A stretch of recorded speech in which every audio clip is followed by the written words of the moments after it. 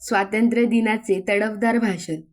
आदरणीय अध्यक्ष महोदय, माननीय प्रमुख पाहुणे, आदरणीय शिक्षक वृंद आणि माझ्या प्रिय मित्रमैत्रिणींनो, सर्वप्रथम आपल्या सर्वांना स्वातंत्र्य दिनाच्या मनपूर्वक हार्दिक शुभेच्छा.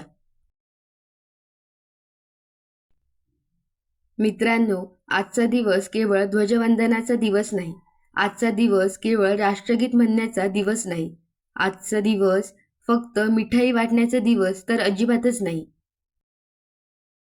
आजचा दिवस आहे त्या लाखो वीरांना आठवण्याचा, ज्यांनी आपल्या आजच्या स्वातंत्र्यासाठी स्वतःचे आयुष्य बलिदान केले. एक क्षण डोळे बंद करा. कल्पना करा, समोर इंग्रजांची सत्ता आहे. हातात शस्त्र नाही, सोबत मोठी सेना नाही, पण हृदयात एकच आग आहे. हा देश आमचा आहे आणि हा देश स्वतंत्र झालाच पाहिजे. याच जिद्दीने भगतसिंग फासावर गेले. चंद्रशेखर आझाद यांनी शेवटच्या क्षणापर्यंत लढा दिला. सुभाषचंद्र बोस यांनी गर्जना केली, तुम मुझे खून दो, मैं तुम्हें आजादी दूंगा. आणि आपल्या महाराष्ट्राच्या भूमीने तर स्वराज्याचा अर्थच जगाला शिकवला. छत्रपती शिवाजी महाराजांनी दाखवून दिले की परकीय सत्तेपुढे झुकायचे नसते, अन्यायाविरुद्ध लढायचे असते. मित्रांनो, 15 ऑगस्ट 1947 रोजी भारत स्वतंत्र झाला.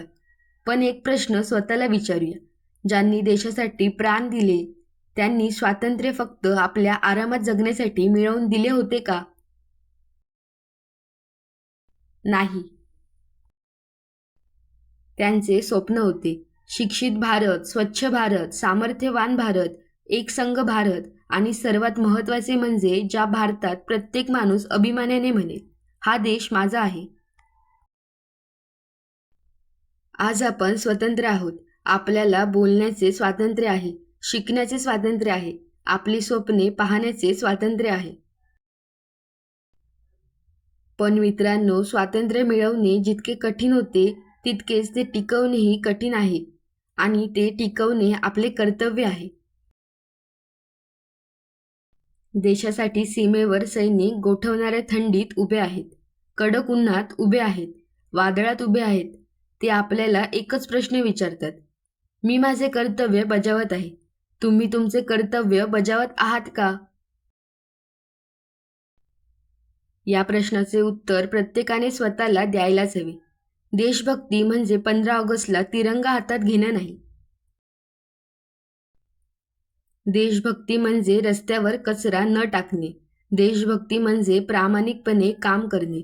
देशभक्ती म्हणजे भ्रष्टाचाराला नकार देणे.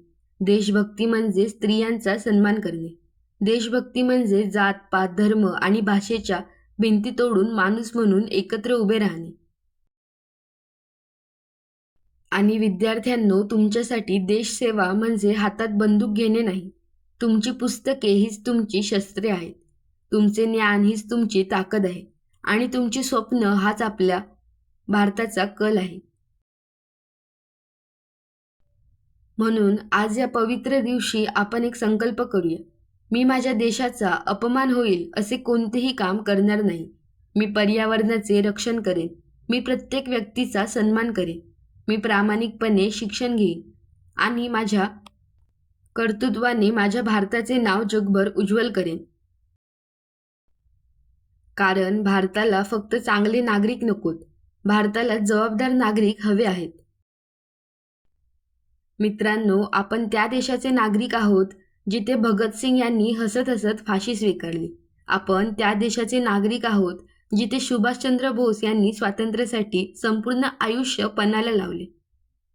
आपण त्या देशाचे नागरिक आहोत जिथे शिवरायांनी स्वराज्याचे स्वप्न प्रत्यक्षात आणले.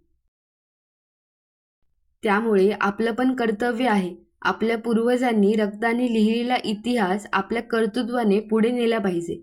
आपण त्यांच्या बलिदानाची जाण ठेवली पाहिजे. आणि शेवटी एवढेच म्हणेन, तिरंगा फक्त आकाशात फडकू नये, तो आपल्या विचारांत फडकला पाहिजे. भारत फक्त नकाशावर मोठा नसावा, तर प्रत्येक भारतीयाच्या कर्तृत्वाने मोठा झाला पाहिजे. आणि जेव्हा जग भारताकडे पाहिल तेव्हा प्रत्येक भारतीयाची छाती अभिमानाने फुगली पाहिजे आणि आवाज एकच असला पाहिजे. मला अभिमान आहे मी भारतीय असल्याचा. वंदे मातरम.